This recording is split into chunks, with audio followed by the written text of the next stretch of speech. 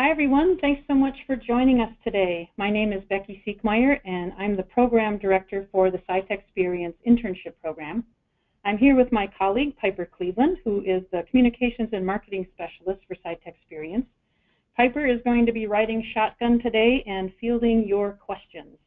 We are so excited to share information with you about how small companies can connect to cash and great college talent for STEM internships. Here is our plan for today. Our goal is really to just help all of you understand the SciTechsperience Internship Program and how it works so that we can get you up and running and answer any questions that you have. Today's webinar is going to cover three things. The first is we're going to talk a little bit about what STEM is and why that's important to Minnesota's economic future. The second thing we'll talk about is what SciTechsperience is. You're going to learn about how the program came to be, how it's funded, who can participate. We'll talk about the process. We'll answer a question that we get pretty frequently, which is, what is the catch? We are going to share some stories from the field that will illustrate what one of these internships looks like, and we'll provide answers to our most frequently asked questions, such as how and when to apply and lots of other stuff.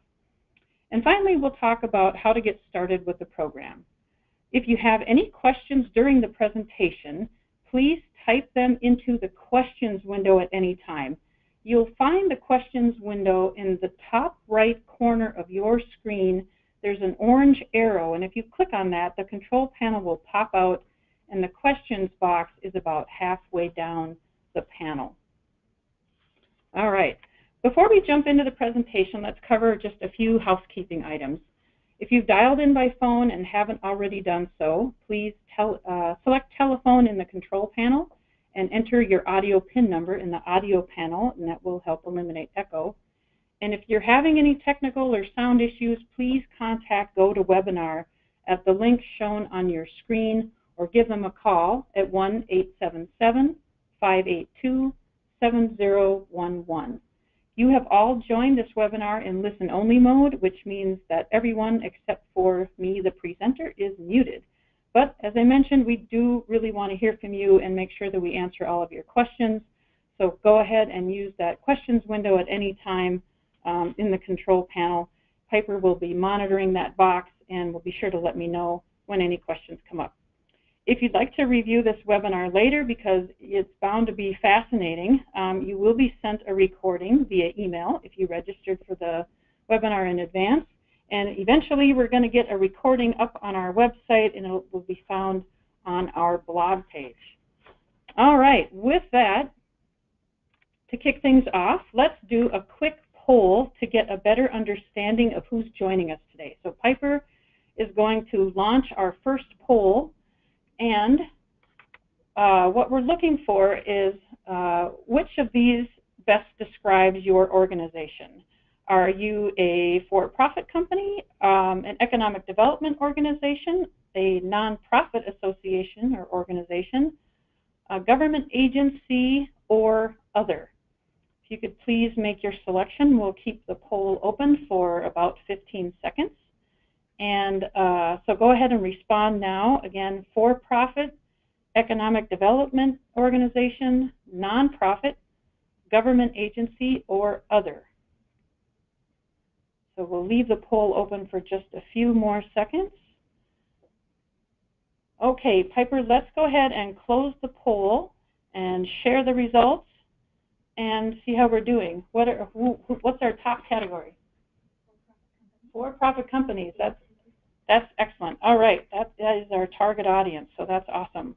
So go ahead and hide the poll, Piper, and we will move on to our next section of the webinar. All right, let's talk about the definition of STEM. You've probably heard of STEM, but not everyone is familiar with what the acronym actually stands for, and it's science, technology, engineering, and math. I wonder if you know, have you heard that Minnesota is estimated to need nearly 155,000 STEM workers by 2020? Lots of our small companies that we work with are already feeling the pinch of a tighter labor market in STEM fields, and maybe you are too, and need help finding talent in order to grow. STEM jobs are really important to Minnesota's economy for lots of reasons. two that stand out to us are they pay well. The average STEM job pays more than $70,000 a year compared to the average non-STEM job, which is around $43,000. And as we learned in the last recession, STEM jobs also tend to weather economic downturns better than other sectors. So in response to Minnesota's growing labor needs in STEM sectors, the state developed a strategic plan back in 2011 to support the science and technology industries and identified a real need to prepare and retain our state STEM workforce. SciTechsperience was born out of this strategic plan, and we launched the program back in 2012. As you probably know, internships play an important role in this effort. They provide students with hands-on experience in their majors before graduation and really prepare them for the real world and make them attractive job candidates. For many students, internships lead to long-term employment with the company where they do the internship. So SciTechsperience really helps retain Minnesota's up-and-coming STEM talent by introducing students to the vast array of opportunities at small and mid-sized companies and helps employers connect to the skilled talent that they need. Let's dive a little deeper into the nuts and bolts of the program. SciTechsperience, by definition, connects small to mid-sized Minnesota companies in high-tech sectors like science, IT, engineering, and manufacturing with college STEM majors who are looking for paid internship opportunities. This is a free, statewide, state-funded program that's funded by an appropriation from the Minnesota State Legislature.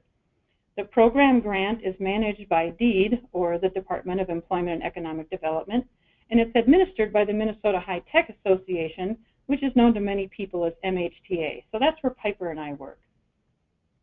The legislature appropriated $2.7 million for SciTechsperience for the 2018 and 2019 biennium.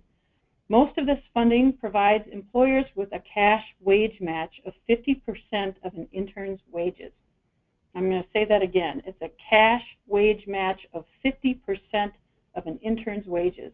The wage match is capped at $2,500 per intern, and it will come to you in the form of a reimbursement check. We will place at least 650 students in STEM internships over the next 2 years. All right, the program has eligibility requirements for both companies and students. The nice smiling faces that you see here are actually employers and students who participated from around the state in internships over the last couple years. We've got lots of different companies that we've worked with. All right, so let's talk about student eligibility requirements. To qualify, a student must be a Minnesota resident or attending school in Minnesota. So what we're looking for here is some sort of residency tie to Minnesota.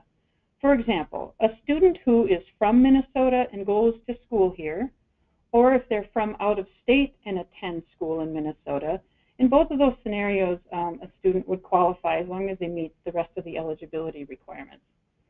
The other scenario that works is if you are a Minnesotan and you go to school out of state, you can come home for the summer and participate in an internship through the program as well.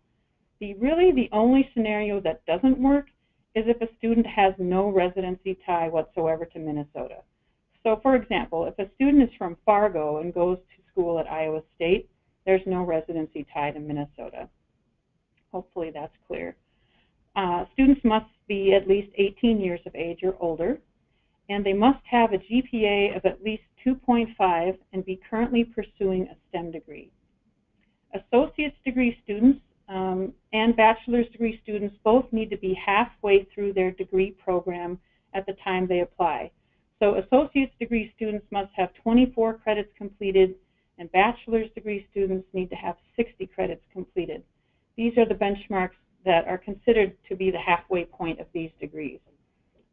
We do take PSEO and AP courses and things that students have, college credits from high school, count towards that credit minimum. And this year, one thing that's new is that master's degree students can apply to the program again. So we're very excited about that. Up to 15% of the program hires can be master's degree students.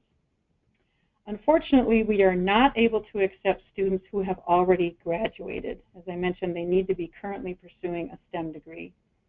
Students must be legally eligible to work in the U.S., and international students can participate if they have arranged for CPT or OPT, and they need to work that, get that set up with their international student office.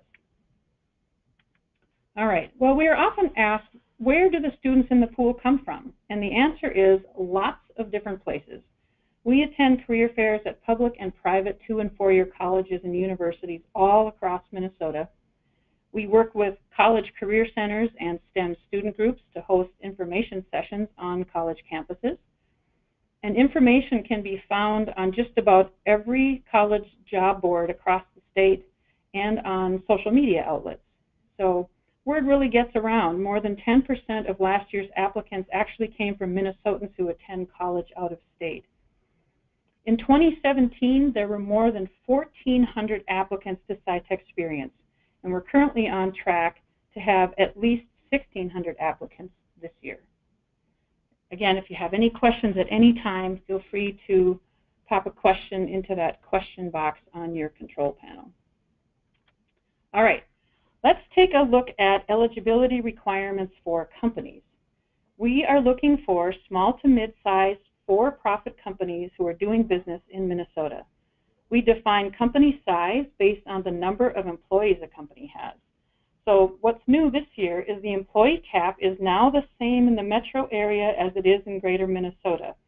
So companies with no more than 250 employees worldwide can participate. So that's the new cap statewide.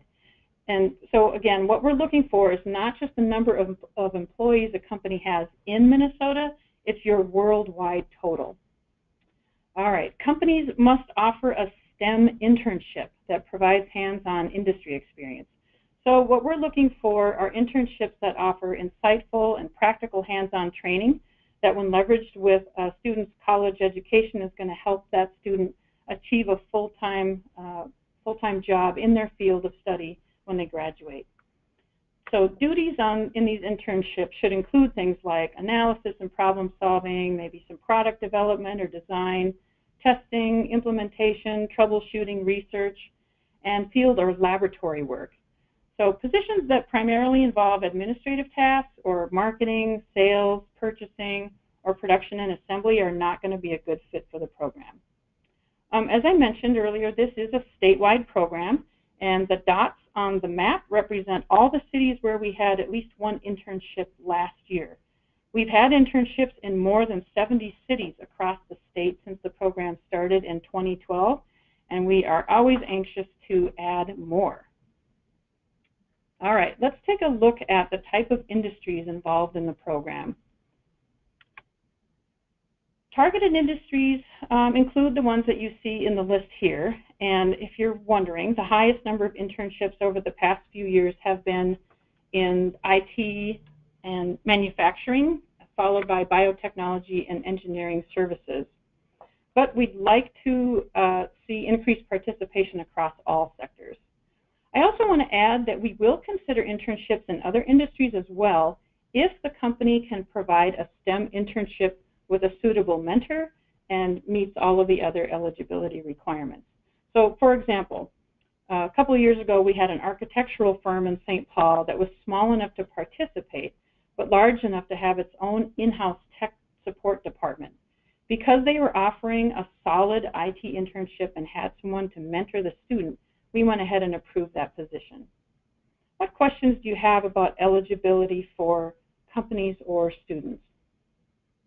Again, go ahead and type your question into that questions window, and Piper will let me know if there's anything there. Looks like so far people are tracking pretty well. All right, let's talk a little bit about the process for participating in SciTechsperience. The most important thing that you should know is that it's really easy. Here's how it works. First, someone from your company would register him or herself and the company on our website, which is scitechmn.org. And secondly, you would then post an internship position on the site. Once the posting is up, you can research the pool of candidates that are already on the site's database and reach out directly to those students that interest you. In addition, if you have met a student outside of the SciTechsperience pool and you're pretty sure that they qualify for the program, you can direct that student to apply to SciTechsperience and become part of the pool. We send out emails to advertise new positions to students every Thursday with our new jobs email, and we strongly encourage them to reach out directly to you. So once you get something posted, don't be surprised if you start getting lots of applicants.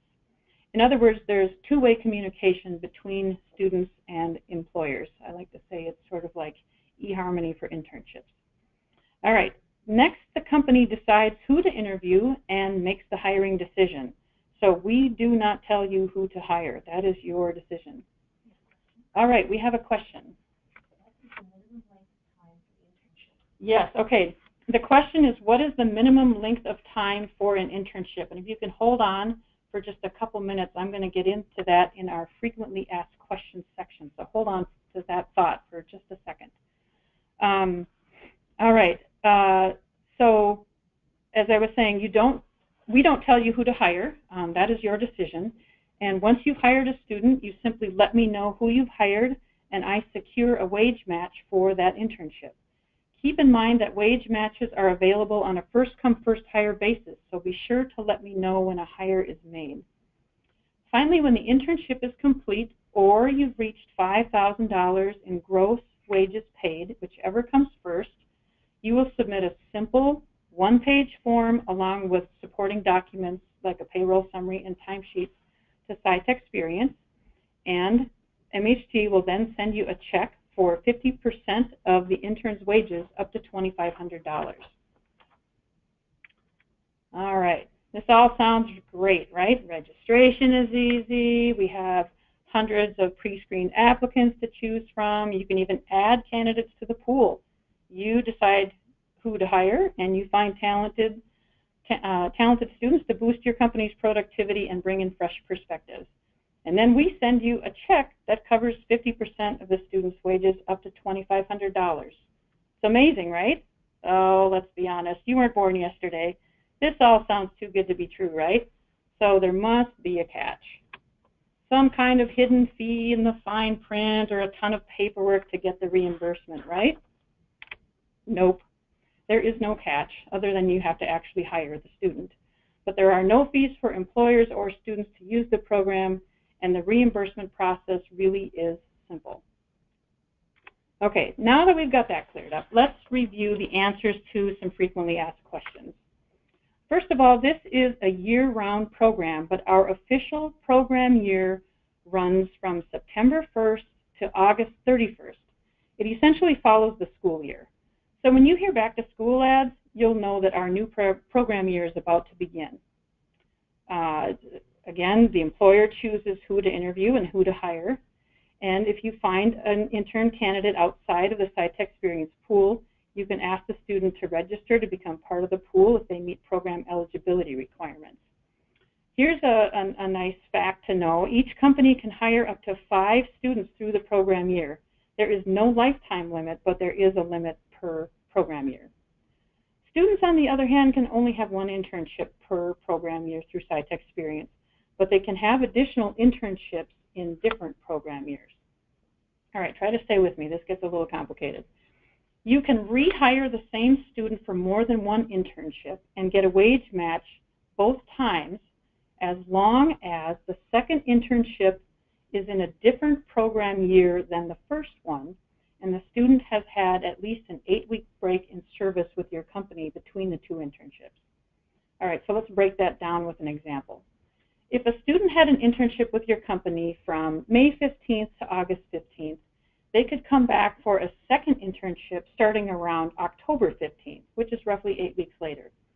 This scenario works because we would have started a new program year on September 1st, and the internships would fall into 2 different program years. However, if a student started an internship with you in December and worked about 3 months until February, and then wanted to come back for a second internship that started in May, that scenario is not going to qualify for a second wage match because both internships would be taking place in the same program year. Hopefully that makes sense. If it doesn't, maybe we'll take questions on that one offline because it's a little more complicated to explain. Another thing that's important to know is we can't do retroactive matches. In other words, if you've already hired a student prior to finding out about SciTechsperience and posting a job, we can't provide a wage match for that position. I sometimes get asked whether or not seniors are eligible for the program. So students that are graduating are still eligible for SciTechsperience as long as they register with the program before they graduate. So let's say a student is going to graduate in May of 2018. They need to apply to SciTechsperience before they graduate, and then they will have until August of 2018 to begin an internship. Another really commonly asked question is what the hourly rate is. So it's really up to you, but the minimum hourly rate for the program is $12.50 per hour, and the average is actually closer to $15 an hour. All right, now here's where we get into the hours question. We get this one pretty frequently. People want to know if there's a minimum number of hours required. And my response to this question is to really focus instead on maxing out the reimbursement for each internship. So for example, if you pay the minimum hourly rate of $12.50 an hour, it's going to take 400 hours of an internship, basically working full-time for 10 weeks, to reach the $5,000 in gross wages. Because we do a 50% wage match with a cap at $2,500, the threshold of $5,000 in gross wages is where you would max out the reimbursement. So if you paid $15 an hour, it takes about 330 hours to reach $5,000 and max out the reimbursement. Students can certainly work beyond $5,000. There's no limit on how much they can make, but the program will only be able to do the 50% match on the first $5,000 earned. If the student finishes the internship making less than $5,000, we would do a 50% match on the gross wages paid. So for example, if the student made $4,000 in gross wages, the reimbursement would be $2,000. Are there any questions on what I've just explained? If so, go ahead and type those into the control panel window, and Piper will flag me if there are any other questions. All right, we're going to move on to talk a little bit more about the wage match.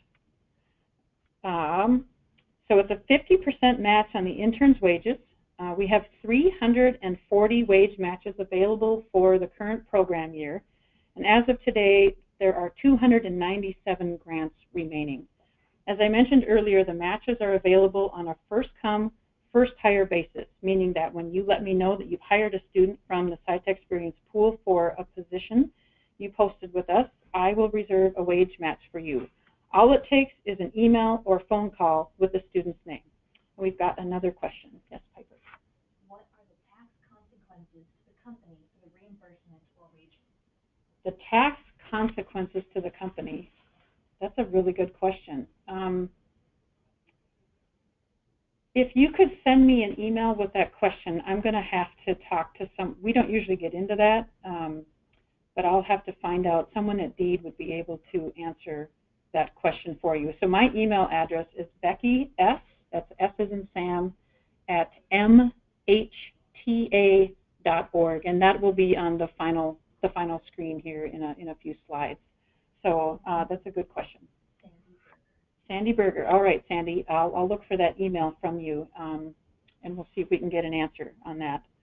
Okay, getting back to the wage match, we usually lock in all of the available funding for wage matches by June. So I just want to be really clear on what it means to reserve the wage match. So basically, every time someone says, I've made a hire, I set aside $2,500 for the match on that internship. And I keep doing that until all of the available funding has been promised to somebody. So you will know when you want to make a hire whether or not there's any funding left. We would never place someone and then say, oops, we ran out of funding. That's not going to happen. So you will be guaranteed to be reimbursed. I want to be clear on that. All right, so there are about 500 students already registered with the program, and more are applying literally every day. As I mentioned, we expect to have around 1,600 candidates in the pool this year. So this is a really good time to register your company and post a position, even if you're not planning to have a student start until May or June. In fact, this is really typically the busiest time of the year for the program, with many students and employers applying. They go home for the holidays, and mom and dad say, what are you doing next summer? And they come back in January, and our number of our applicants goes sky high. So, all right.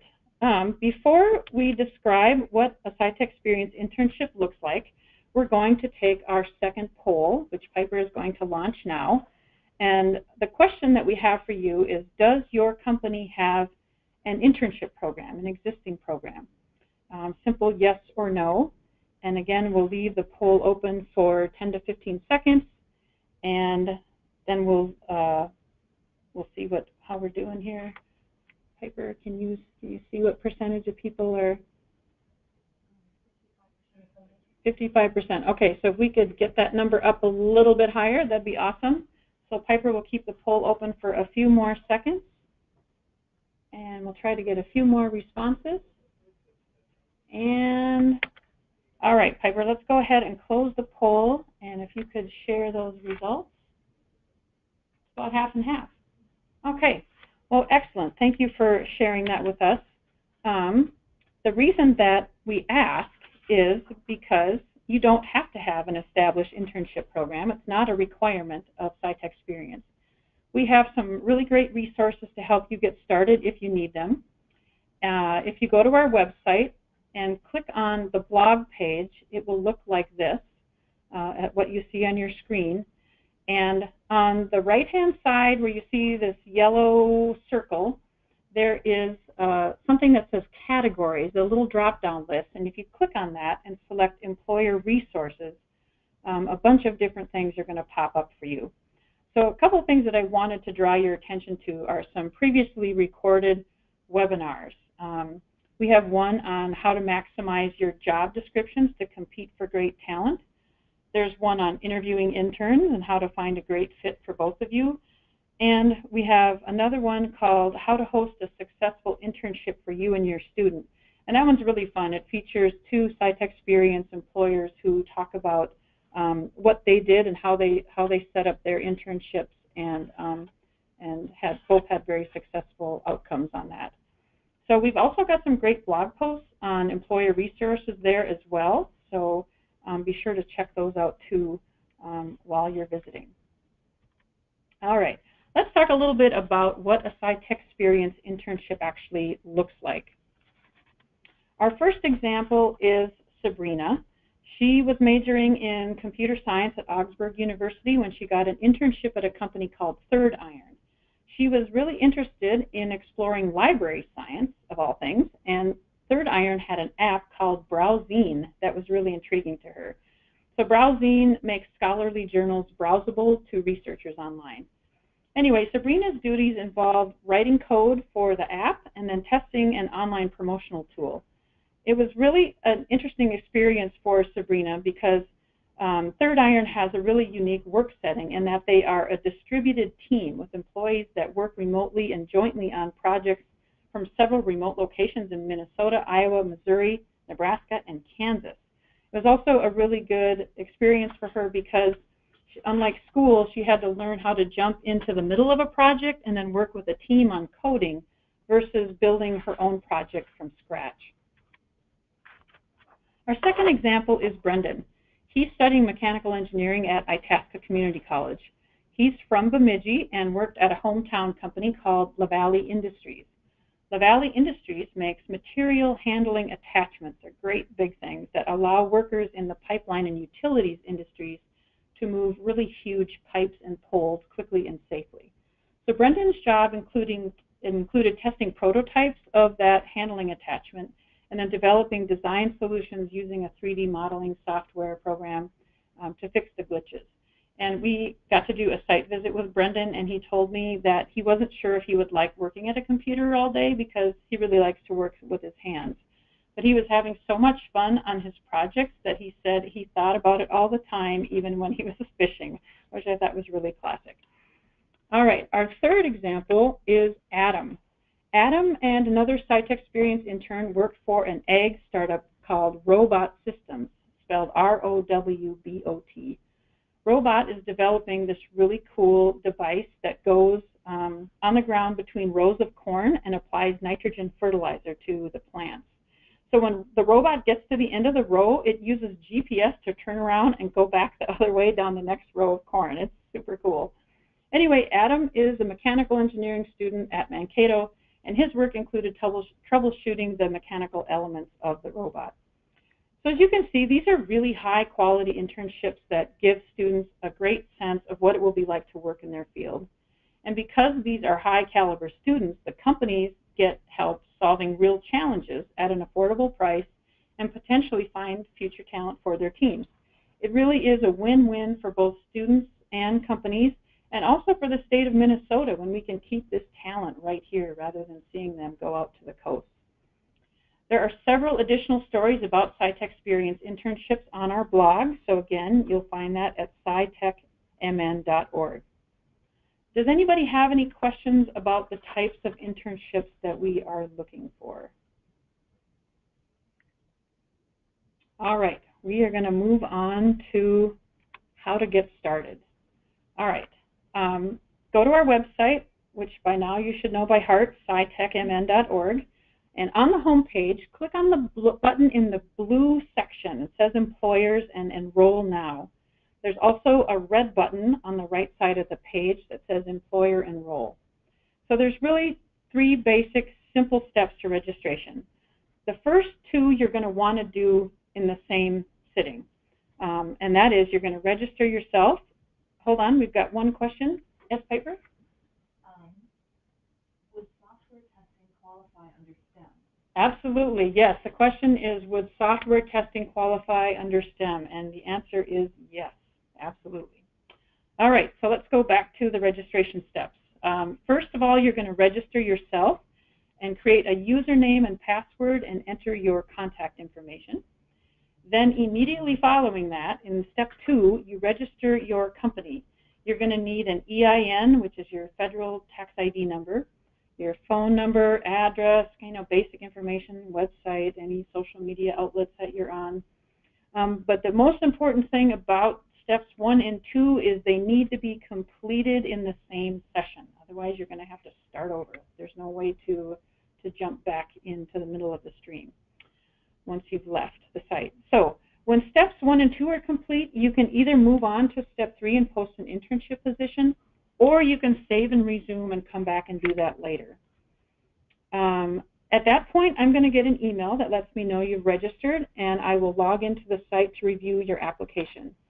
One thing to note is that more than one person from your company can register with SciTechsperience, and you'll all have access to your company's account and job postings. But it really is important for each person to create their own login ID, and that's because when you're posting positions, if you want to switch who the contact name is, they have to be in the database for you to select that option. So just keep that in mind. Does anybody have any questions about registering your company or posting an internship? All right, hearing none, we are going to, oops, what happened? Oh yeah, here we are, sorry. Poll 3, how did you hear about today's webinar? This will really help us understand how to best reach employers to let them know about SciTechsperience and any future webinars. We have a question. All right, before we launch the poll, we're going to answer the question. Can an employer apply wage match funds to any line item? Can you employ? I'm not sure if I understand your question. The question was, can an employer apply the wage match fund to any line item? It's really, I mean, the wage match is what it is, what it says it is. You need to apply it to wages. So hopefully that answers your question. If there's more to that, let me know. But yeah, it is a match on intern wages. Okay, so the third poll that Piper is going to launch here in a second is how did you hear about today's webinar? And there are a couple different ways that you may have heard about it. Have we launched? There we go. Did you hear about it through an email from Deed, from MHTA? Maybe you got it through MHTA's e-newsletter or on the website. Perhaps you got an email from me, from SciTechsperience. Or if you heard about it on social media, Twitter, Facebook, or LinkedIn, let us know that as well. Or select other, maybe it was word of mouth or some other way. Okay, so we'll take the follow-up question as soon as we're done with the poll here. How are we doing on 86%? All right, we're going to leave it open just a couple more seconds so people can pop in and let us know how they heard about today's webinar. That would be super helpful for us. So if you could please respond, that would be awesome. All right, Piper, let's go ahead and close the poll and share those results, and then we'll go back to that question. All right, so the third option was how most people heard about, so through SciTechsperience email. Well, how about that? Go us. All right. And then secondly, top answer was from the email from Deed. So that's awesome. And a few had heard about it through some other way. So excellent. Very good. Thank you for sharing that. All right, Piper, why don't we go back to that follow-up question? Deborah asked, does the cash go towards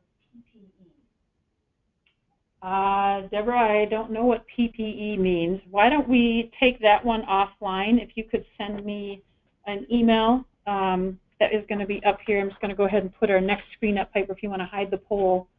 And we're going to get to the contact information. So personal protection equipment. Again, the wage match has to go to wages. So hopefully that's clear. Give me a call, Deborah, if you want to talk about it further. You can reach me at 952-230-4241. Again, my email address is beckys@mhta.org. So basically, this completes the formal part of the presentation.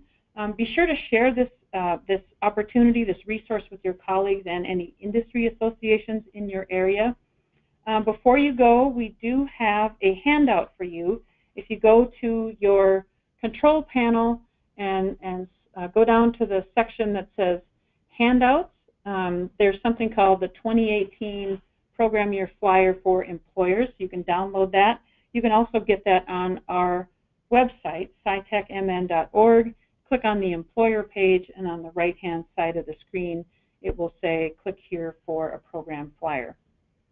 All right, we'd love to have you share information about the program with others. We'd be happy to help craft any communication about SciTechsperience that you want to send to people, so let us know if we can help. We'd be happy to do that. And again, we will be sending out an email with a link to the recording. If you registered for this webinar, you will get an automatically sent out email tomorrow, I believe, with a link to the recording, and it will be available in about a week or so on our website. So please contact us with any questions that you have, and have a super great day, and thanks so much for joining us.